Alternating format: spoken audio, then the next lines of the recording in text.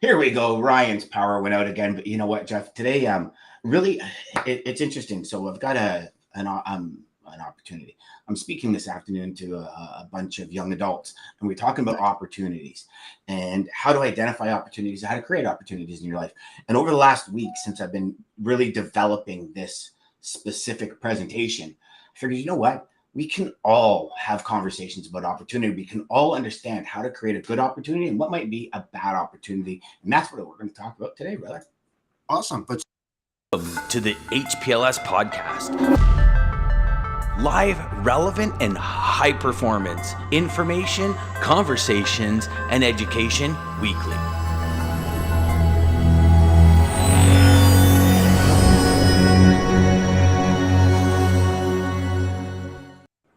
And there's Lisa again this morning. Still, for months now, been right on top of that. Seems right like years. And, Seems like years. double whammy today. So yeah, it was as I started developing this presentation, because it was one where the gentleman had asked me, he says, it's kind of like one of these things where how does a young person that's looking to get where they want to go, how do they really understand opportunity and what is an opportunity, right? So as I was putting all of this together, I thought, this isn't just young adults, because as I'm putting it together, I'm realizing very early in my career, even into the middle of my career, I was falling victim to some of these things when it comes to opportunities, right? Because how many of us are like, oh my God, yeah, I'll take that. And we're on this mission to this one specific goal. And all these individual opportunities actually pull us off course. And we think, well, actually, we don't think, and that's the problem, is we just, we got it. Oh, it's another business, another opportunity. We go. And I started looking at it and saying, oh my Lord, how many times have I done that? And then the second part of it is I realized probably about 15 years ago, there's two opportunities in life. And that's it, from my beliefs. One are life-shifting opportunities. This is like business, an opportunity to go somewhere you've never been before. It shifts the way you think in life. And then there's perspective opportunities. And what I mean by that is, the best possible example recently that I can give for that one is, when I got diagnosed with cancer, we had to drive about an hour and a half to 2 hours to get to the hospital. So that's 3.5 to sometimes 4.5 hours in the car every day for 7 weeks. And that's downtown Toronto. So it's like crazy traffic, idiot drivers, asshole drivers, like all of the above, right? Yeah. And when you first look at that, like first when they told us, I was like, no, you got to be freaking kidding me. No way. I mean, that is just a nightmare. Nobody wants, like, I don't know how people do it. I'm a country guy. I'm not a city folk, and all these things start coming up. And then I realized if I had a opportunity perspective shift, it's time for my wife and I to have really uninterrupted conversation. All right. It's time for us to be silent with each other and just enjoy each other's company. It's time for us to we did sometimes, I'll be honest, make jokes and make fun of people on the road and that kind of stuff. We did that for sure. So we created opportunities, right? Like we had to go every day for 7 weeks. So why are we going to go every day for 7 weeks? And like that opportunity perspective shift, calling it an opportunity. Well, now I can hang out with my wife and have great conversation that's uninterrupted from business, uninterrupted from kids, uninterrupted from dogs. Like, let's be realistic, right? Dogs got to go out, they got to come in, then they got to wipe the feet, then they got to be fed, then they got to go out again. And all. So there's all these daily things that we have. And that perspective can be shifted by creating an opportunity for something else. Does that all make sense so far? Oh yeah, absolutely. And that perspective that you're talking about, it could be a bad one or a good one. It's your choice to do so in that moment, right? I mean, because you're going, to the cancer clinic and you could just be down and out and just be moping around the car, not having any kind of discussions, or you can make it a positive one, change that perspective of what it is right now and change it to the other side and have those rewarding conversations that you mentioned, with your spouse or whomever it may be. It doesn't necessarily mean it could be on a phone call, it could be anything besides what you're facing to change that whole perspective of what you're dealing with. Absolutely. And it's so Lisa says, I have an opportunity to go to Africa. Perspective. And you know what, Lisa, I would say that would actually be oh, there we go, Jeff's back. That would actually be both, because going there can actually shift the way you think about life as well. So that might be a dual opportunity where it might be a perspective shift and a life shift. And perfect example, I'll go back to the cancer. That was a life. I now have a new opportunity in life because of what I went through. Right. And for me, I look at it and I say, it's a shame that these massive things in our life have to happen, loss of a loved one, getting something like cancer ourselves, or having an injury that brings you to the brink of death and then you come back, or for us to have that fire lit again. I can share when I lost my brother, it was one of these things where I said, you know what, Ted, I'm going to show you what I'm capable of, and did it. And for years I was on fire, and then that kind of waned. And then, you come back up and you go through these roller coasters of life. But those things in life actually create opportunities for us to be a better person, right? Yes. You have an argument with somebody, or you have an argument with a friend, or you have a relationship that ends poorly. That's an opportunity to make yourself better. Yes. And I don't care if it's I didn't do anything. It's an opportunity to make yourself better, because there's always two sides. There's always two, it takes two to tango kind of thing. Pretty much.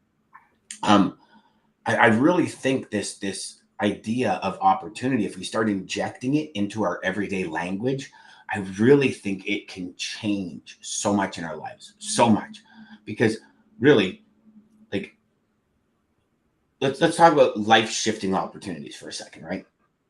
A life-shifting opportunity can actually be one that takes you away from your goal, right? So we have to be very careful about those opportunities that we perceive to be life-shifting, right? Perfect example for us in logistics would be, we have an opportunity to work with a customer that's got a lot of freight, right? A lot of freight. And you're thinking, man, this customer is going to be good. We don't qualify and we don't understand. All of a sudden, 97% of our time is taken up with this one customer, right? Not only that, they're wheeling and dealing on every rate we give them. We've got a lot of freight, so it's a big book of our business. We've allowed this person to integrate and become 80% or 70% of our business. And I know there's a lot of you sales reps out there where one customer is about over 50% of your business. It's very common in our industry. Yep. That's actually not an opportunity. That's actually a very big liability. And say if your goal is $1 million GP, if 97% of your time is spent with that one customer, that customer is actually not an opportunity to help you get towards your goal. Now, can they become? Sure, if you maneuver and switch and shift that time period around. Because if 97% of your time is spent with the one customer, there's no room to court or bring in new customers or develop new business, because this customer is taking up all of your time. Yeah. Right.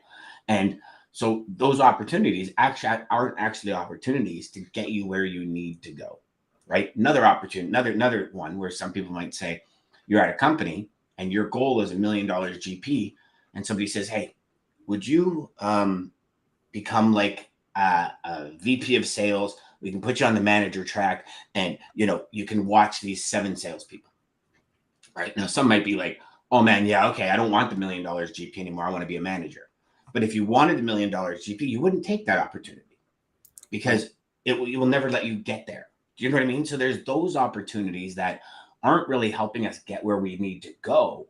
They would help us move and shift our track that we would go, right? Because some people might have this $1 million dream and then realize, you know what, I'm not really cut out for this long term. I'd rather be a manager, right? Then their goal shifts. That becomes a great opportunity for them, right?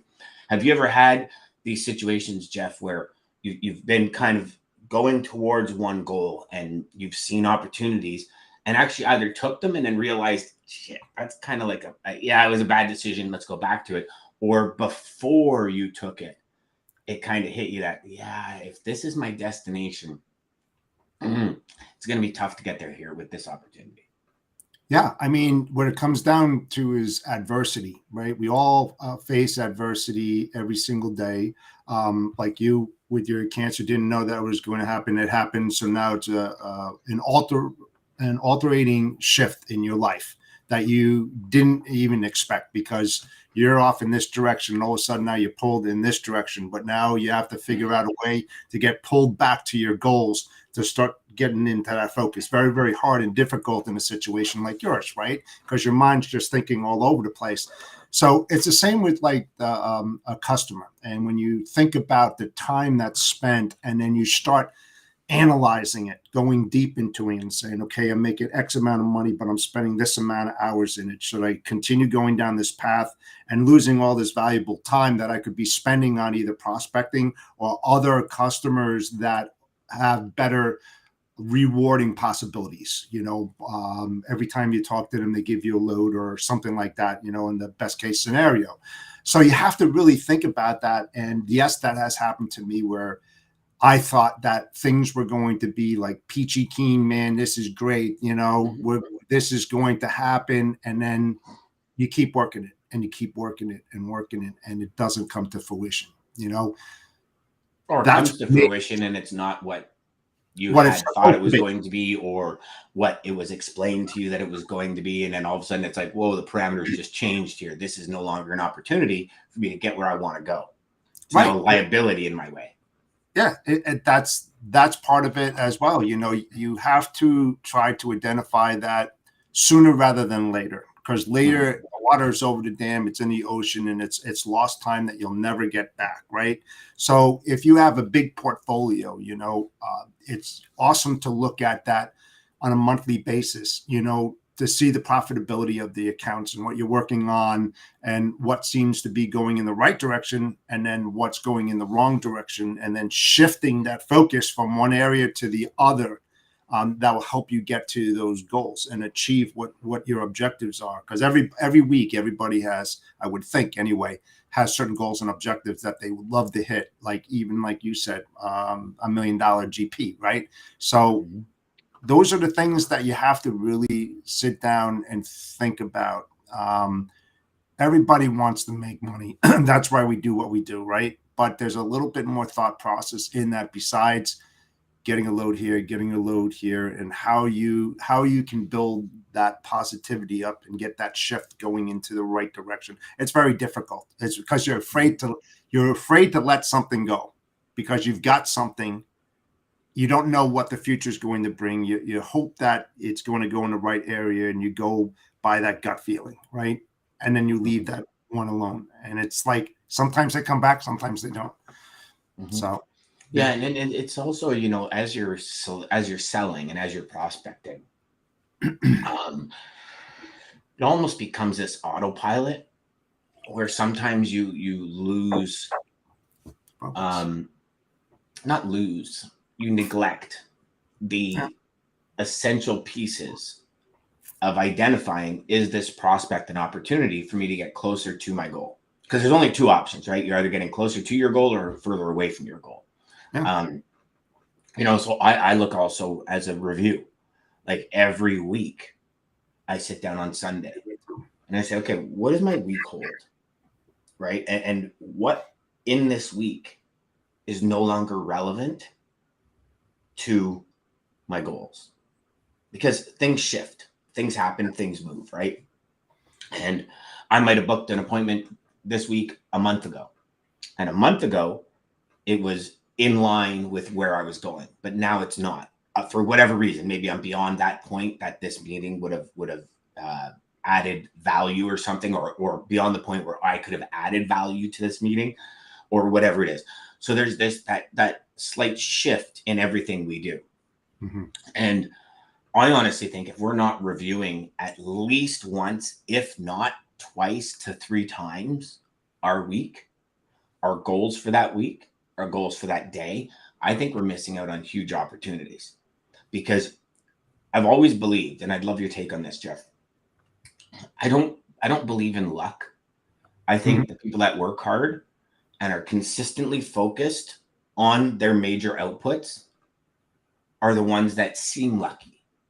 They're the ones that have these all almost like unreal opportunities come to them, right? You know, in sales, the person that's consistently prospecting, consistently got a full pipeline, consistently going to meetings, consistently doing all of these things are the ones that seem lucky. And I'll give you a perfect example. I had a buddy of mine during the 08, 09, like just economy collapse, right? He was Yeah. in trailer sales. Now, if you remember 08, 09, it was like the worst for trucking companies and brokers. It was a horrible 2 years. Horror show. Yeah, horror show. Um, his company was like orders canceled and everything. And he said, okay, now's an opportunity. I'm not stuck in the office with paperwork. I have more time on the road. So what he did is he created a schedule and he said, these, I'm on the road. I'm booking all these 2 days that I'm in the office. I'm booking the 3 days that I'm out of the office for the next week. And he did this for a year, close to 2 years straight, every week, without a doubt. And he created a plan and he worked that plan. And the next year, he was like the number one trailer salesman in North America for his company. And Nice. you know, you go back and a lot of them were like, man, how'd you get so lucky? And he was like, it's not luck.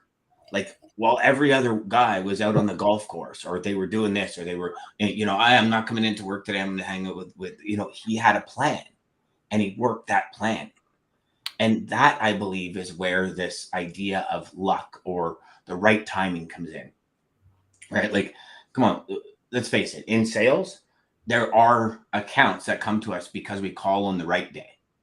And that traffic manager just happens to be pissed off at his incumbents or something's just happened. But if you didn't have a plan and work that plan, you would have never made that call. It's not luck that you just picked up the phone at 9:18 a.m. on Thursday, October 27th, and called Jeff and got the deal. It's because you've been calling Jeff for X amount of time at 9:18 a.m. or in that between 9 and 9:30 a.m. and you've created that opportunity. And again, that's the creation of the opportunity. And then once you create that opportunity, there's two opportunities. By you calling Jeff, you can either have a life shifting opportunity or a perspective shifting opportunity, right? Now, as I'm speaking to you, Jeff, and I'm trying to figure out, how you're set up, what you're doing, do I fit? Where do I fit into this puzzle? How can I add value to this puzzle? I can have an opportunity where perspective, where, you know what, the way I approached that probably wasn't the right way of approaching it. Great perspective shift. I'm going to try this. Or, hey, Jeff's got a lot of business. We see eye to eye. We're congruent beyond all belief. And my gosh, I think we're going to get business going. That's a life shifting opportunity, right? I can remember when I first decided I wanted that $1 million goal, and I got it landed in the customer, and they started bringing in 30 G's a week, and 30 G's a month, and I was like, wow. Like, we're talking $360,000 a year this customer's bringing in. I'm like, whoa, this is crazy. I'm like, yeah, but they were taking up all my time. And for month 1 and 2, I never realized it. And then month 3, I'm looking at my numbers and I'm looking at the customer. And this one customer is pages. And then there's like 2 pages of other customers. And I'm like, okay, this opportunity got me closer to the $1 million mark. However, the tentacles that come off that opportunity are bogging me down. And I really started looking at it, Jeff, and I said, okay, is this account a real opportunity? And I identified it as yes, but I didn't have it set up properly where it would take up 5% of my time instead of 95% of my time, right? So even inside these opportunities, we have to keep that mental focus on where that next step is to build that bridge from where we are to where we want to be, right? And every rung in that bridge is an opportunity taken. And I really honestly think if we as salespeople consistently think through those opportunities, and then think through the setup of the opportunity and think through the time constraint of the opportunity. Like I look at it and I say, so for yourself, every opportunity, let's evaluate it on 4 criteria. So one is self, right? Does this help you, help yourself, help your family, help you get where you want to go? And rate it from 1 to 5. Right. And we said, okay, yeah, it'll help me get where I want to go. Is there some things I got to tweak inside of it? Yeah, for sure. But it's going to help me get where I want to go. Okay. So we realized, okay, for ourselves, where we want to be in a year, 2 years, 3 years, 5 years, this is a great opportunity. Okay. So that's number 1. And then as we start looking at it, it's okay. So now we got that one. Now, what about the social aspect of it? And what I mean by social is, okay, is this going to help me maybe become more present for other prospects? Is it going to be an opportunity that I can use in my marketing, in my sales conversations and all that kind of stuff? So that's another aspect of it that I really think we need to identify, because if we're able to get, have you ever Start With Why, where Simon Sinek says, you got to get the one cool kid on the bus, right? And if you get the one cool kid on the bus, then so many other people fall. That's the idea of social, where it's like, okay, can I use some of these opportunities or some of these things where I've added value into my marketing that can help Jeff see, oh, wow, you know what? That might be able to help me too. Right. And so we rate ourselves on these, right? And then when we look at that, we say, okay, we're rating ourselves on these opportunities. So right now we've got ourself. Does it match us? And that comes with time and all that kind of stuff. And we got our social part. And does that make sense so far, Jeff? Yeah. Okay. What are you thinking so far? Well, to get back to what you were saying about luck, I think it's timing, not luck, but it's timing and being in the right place at the right time. Now you were talking about, checking your customers, prospects every week, maybe 2 or 3 times, right? Here's what I found out. No. Schedule. Oh, schedule. Okay. Yeah. Okay. No, not necessarily. And that doesn't necessarily mean just prospects. Like schedule. Like I have meetings throughout the week where people connect with me and they say, hey, listen, this is something that's happening. I noticed you might be able to help me. Can you help me? I'm like, sure, let's schedule 30 minutes. And this could be, perfect example is over the last 6 weeks, I've been like, I would love to help. Unfortunately, I'm not in a physical health position to be able to do it right now. Can we push it out for 6 or 8 weeks? And some people have said, well, I really need it taken care of now. And my response was, I'm really sorry. I just wouldn't add the value right now that you're looking for. So in that case, I would rather not do it. Right. Like this speaking event I have this afternoon, it was supposed to be last month. And I had said last month, I said, I won't, I got to speak for an hour. I said, I just physically can't do it. And it's not that I don't want to, and it's not that I don't think I can add value, but I don't think I can add value being up there going and spitting into a jug. And, this, I just don't think I can do it. Is it going to be difficult today? 100%. And I know it's going to push me to my limits, but I'm excited for the opportunity. Right. I'm excited to share these stories and strategies with young adults that are just coming up in the world, because if I can shave 1, 3, 5, 10 years off of from them not taking opportunities that are actually stretching them thin, instead of making them solidifying that just tunnel vision towards their goal, then I can add that value. And I'm ecstatic, and that creates a legacy point, and that helps them then tell their kids when they have kids that, okay, you know what I mean? And then it just keeps going. But at certain points, we're unable to add the value we want to add. And so that's where I say, really review your agenda, right? Like that meeting with the customer, right? That meeting that you set up last month with the customer. How prepared are you for it? Right? Like, are you just walking in blind? And it's not just moving things. It's looking at your week and saying, okay, I have this here. This is huge, which means I got to take from here over to gather all the information. Now, I'm better to take it from here over, because if I do it here, so say it's a Thursday and I do it on a Wednesday, or I say Wednesday afternoon, Wednesday morning, something in the operation, something in the sales system breaks. Now you're like, holy shit. Like, oh my God, right? So again, and that's what I'm talking about. So you're strategizing for your week. And that's when you might say, this conversation with a fellow colleague needs to be moved. Yeah. Right? Where we'd set up, like, for example, you and I set up lunch on Wednesday, hypothetically. And then I got this thing on Thursday.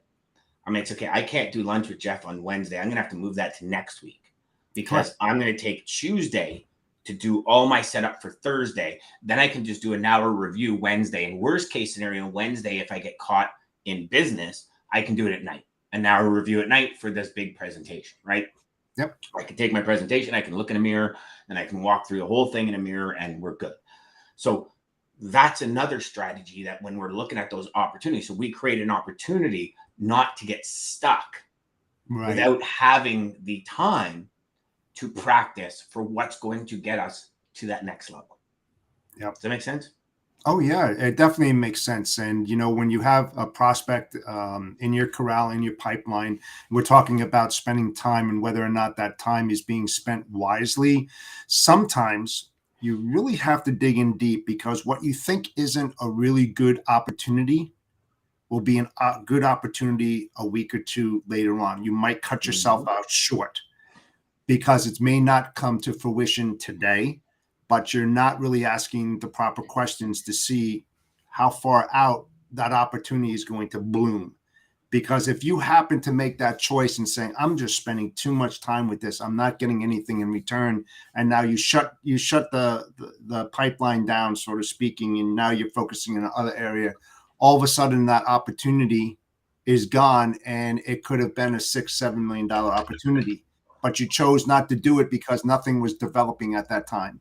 So you have to be very careful in analyzing who you're working with, why you're working with, or do they fit in your niche?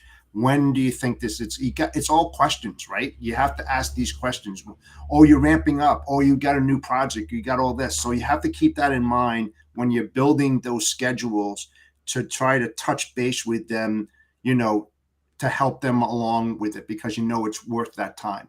But don't cut yourself short on something like that. You really got to think. It's not as easy as turning off the water in the pipeline and saying, okay, I'm going down this channel now, because it could be a bad move, but you just don't know it at the time.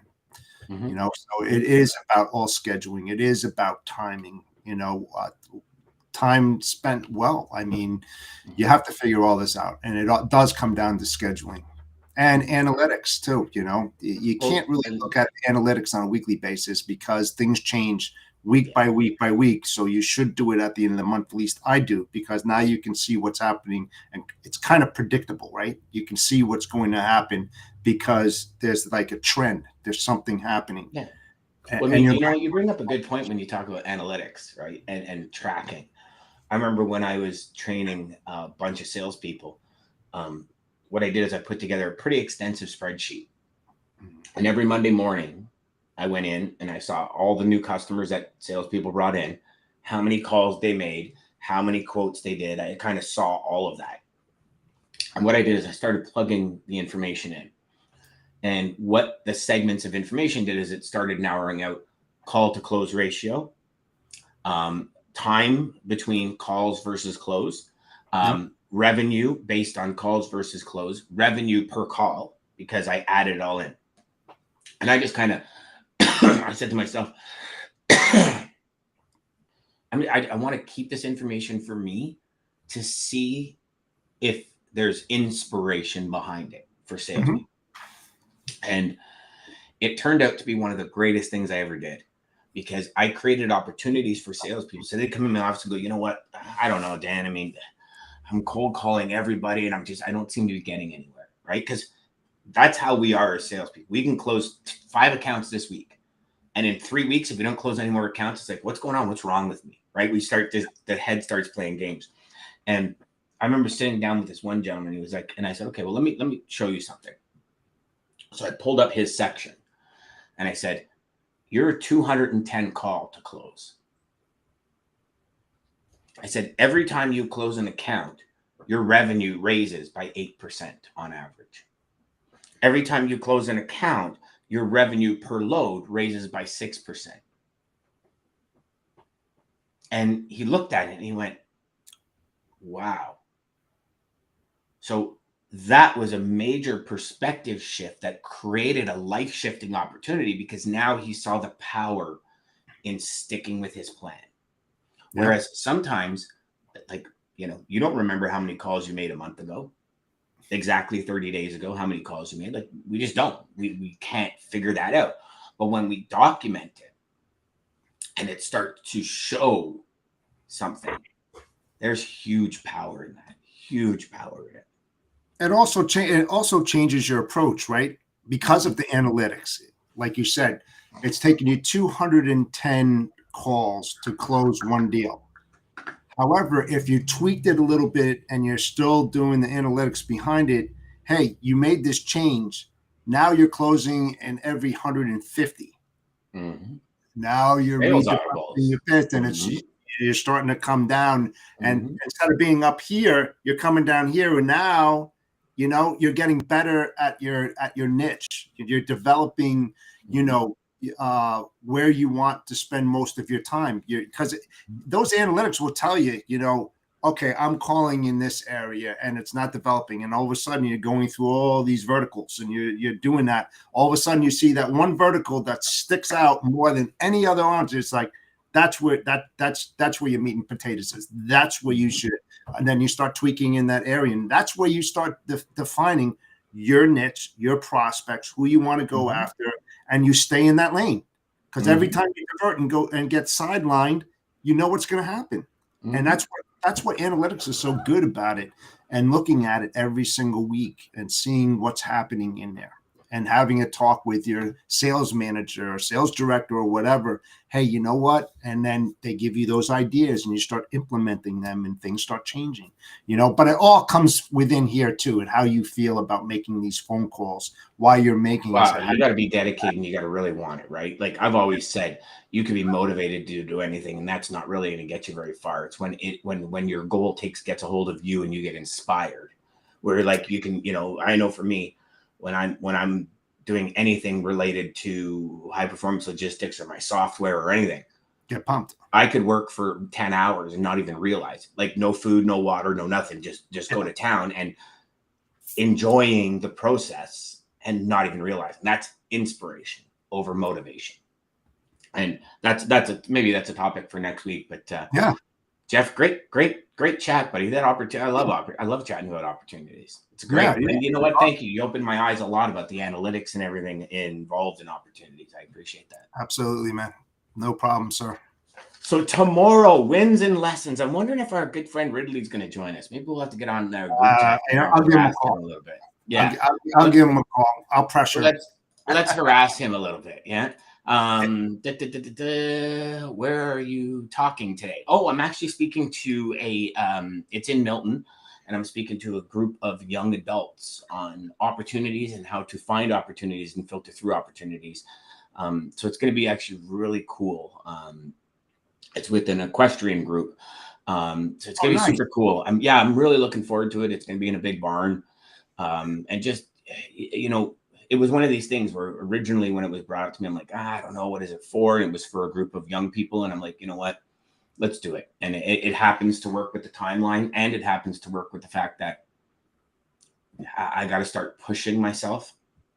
As much as I'm relaxing, I do have to start pushing myself, because I'm never going to get any further ahead if I don't test my boundaries, understand where it is, draw the line, and then try and jump past it tomorrow. Well, I'll tell you what, if my daughter was up there, she would join you, because she would definitely love to talk about that kind of stuff. Anyone under 40s and allowed. Oh yeah, man, that's awesome. I was going to ask you whether it was logistics or supply chain related or some other. It is not. The sponsor is supply chain, but I mean, it might be. It depends on the crowd. There might be logistics, and and it's kind of open. So the way I had to See, normally a lot of my presentations are filtered specifically to logistics, like Inception. All my programs are Right. specific to logistics. So when That's we talk why, about opportunities, we can sit down and talk about, getting an account and then. So I kind of had to baseline it, yeah, which was an opportunity for me to rethink a lot of my frameworks. And right. like, oh, wow, that, because when I develop these frameworks, when I develop every single framework, I don't develop it from a general sales perspective. It's always specific to our industry. Mm-hmm. That's the industry I'm in. So Right. if I wanted to be a general sales trainer, then I would develop in general. But I'm a logistics sales trainer, so I'm very specific. And it's funny because it created huge opportunities for me mentally, both from a perspective and from an ultimate shift. When I was like, wow, hey, that little tweak and this framework works for everyone. Yes. And it was like, Yeah, wow. I was going to say, that's what I was going to say to you. It's about the opportunities. It's about self-development. It's about having the positive mindset in order to move yourself forward to reach your personal goals and objectives. And equestrian is being an equestrian, because I've had years in it with my daughter. It's that mindset, that positivity, because there's so many failures in it. When you take a hard hit and you fall off the horse and you don't want to get back in the saddle again, that's what it's all about, is setting that mindset, creating those goals and objectives, and how to get yourself self-motivated in order to hit that. So what you're doing definitely can be used in different verticals, in different environments, for sure, because it's relatable. It's definitely relatable. It's one of the first things I'm going to share with the group is, I appreciate, because this opportunity has given me An opportunity, a greater insight into the overall larger opportunity that my training can bring.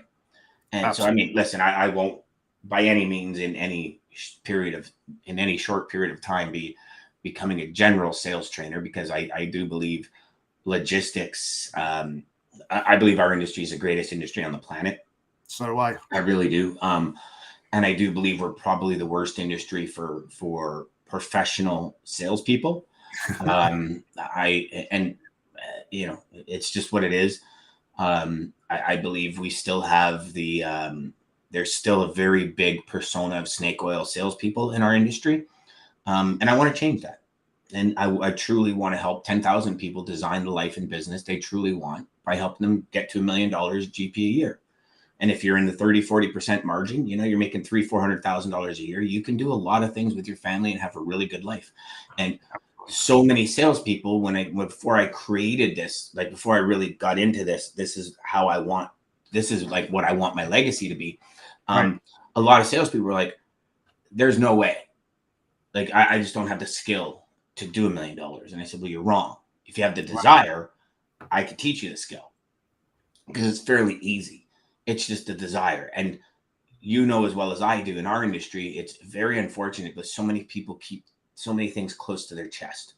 Right. I remember when I was at a very large brokerage company, and I remember going to the number one salesperson in the office and, okay, what is it that you do differently? And he wouldn't tell me. He's like, well, it's kind of my secret. I'm like, okay, well, talk to me. Tell me. Like, I'm inquiring. No, wouldn't tell me. I went to the second, and I think at that time I was the fourth, and it was only the third guy that said, well, here's what I did.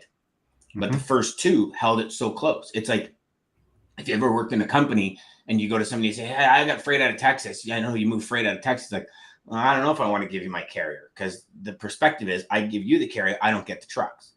Right.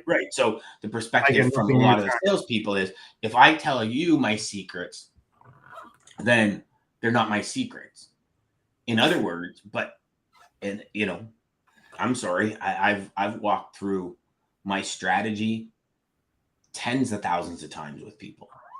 Every time I walk through it, I'm like, oh, I could put that one little piece in. Oh, that might make all the difference in the world. So as we talk through our strategies, they become more powerful to us. Yes. And it's crazy to hold it in. The more you add value to everyone around you, and you go back to the good old Zig Ziglar. You want to get where you want in life, help as many people as get where they want. And that's the strategy of sales and logistics. You have to help your customers get where they want to go, not just move freight for commission. Nice. Right? You move freight for commission, you're losing opportunities to get customers where they want to go, to turn customers into raving fans. Yeah, and you know something, you're preaching something, Dan, that's so close to my heart. As you know, I started up this new association called the North Jersey Association of Supply Chain Logistics Luminaries. Not a club, not a traffic club, and this is exactly why I built it. It's about mentoring, coaching, and developing young people, as well as people that have been in the industry, to fine tune it where you can interact with multimodal people in certain verticals all over the place. It's not about trading cards and stealing customers or anything, but it's about best practices and trying to understand how and where you interact with each other. It will develop a better way of doing business, not just for you, but your fellow shipper, your fellow representative, competitor, whatever it might be. It's not going to be a good old boys club. We're having our first meeting on Tuesday. I'm in Fairfield, New Jersey, and you know, I've got board members and really good people that are going to help other people. That's what it's all about. That's the legacy that I want to give back. I'm not holding anything in. I want to help develop the next, generation that's coming in. And, Smeal Business School, right? From Penn State, logistics, supply chain. You know, these kids come out of school, they're wet behind the ears. They want to get into supply chain, anything. We're not charging them membership. Their first year is free. They come in, they get to talk to these mentors to understand the industry more so that we can help them get their foot in the door and help them build their career in where they want to go in. Because, you know, in supply chain and logistics, there's so many different avenues that you can get involved with. We want to help them make their own decision on what fits them best, you know. So this is great. Not only that, if you train them properly and you give them the opportunity to be authentic, to really have all the tools at their disposal to really do it right. Yes. The next year, which is going to be very difficult for salespeople, very difficult. I don't care what anyone says. It is going to be very difficult because shippers are getting into that. I've got this done now and I'm kind of have the least amount of problems. I add somebody new, it's going to be huge problems, right? Unless you have a relationship, that person goes somewhere and they say, hey, I know you can solve it and all that. But from a prospecting perspective, I think we're going into the next, I'm going to call it the next 12 to 16 months. I think are going to be some of the toughest for salespeople just getting into this industry. I really do, because you're new, right? So if I give my business to somebody new and it screws up, now I've just gotten through pulling my hair out for 24 to 36 months. Just gotten through. And now this new person who might have enticed me over here, and that's going to be the fear. I think it is a real thing that we're facing. Kind of like coming out of 2009. It was one of the most difficult years going into 2010 for sales because everybody had lost so much money. There was transportation costs were through the roof, and then they plummeted, and then they were doing all this, and it was like, capacity was at an all-time low where it was like, you're telling me you have capacity, but how do I really know you have, what I mean? That kind of stuff. So we're getting a little bit off topic, and I know we're running really late today, but that's the idea is you're helping people become that professional sooner than later. And I don't think it's a 10-year thing. I don't think it's a timeline as to become a professional. I think it's a matter of how much do you want to learn and how much are you willing to invest? Desire. That's time, not just money. No, it's the desire. It's the love. It's like you love what you do, right? You wake up and you're pumped. It's like me. Every day it's not a chore. It's an adventure. Logistics is an adventure. Every day you're going on safari, and you have to have the right bullets in your gun in order to win. You really do. And how do you do that? Knowledge base, talking to other people, learning every single day. If you're not learning every single day, you're falling behind, man. Because the industry, the industry is changing every day. It's not the same animal as it was yesterday, and tomorrow it won't be either. So you have to just have your finger on the pulse today, and then it'll be on a different pulse tomorrow. But remember what you learned yesterday and carry it forward and keep on building that knowledge base. You're going to need it. You are going to need it. That's how fast the industry is changing, and that's what's going to be challenging for the next salespeople that come in. Look, you know what? I'm not the sales guy. I keep on saying it. I just came in, but I'm learning every single day and developing, and that's what everybody else has to do. The same thing. You're going to be left behind, man, real fast. Centurion Trucking, our motto is people before profit. Today's market requires more transparency, consistency, and focus on what our clients need to win. Centurion Trucking and American Logistics are poised to help their clients achieve and surpass their targets.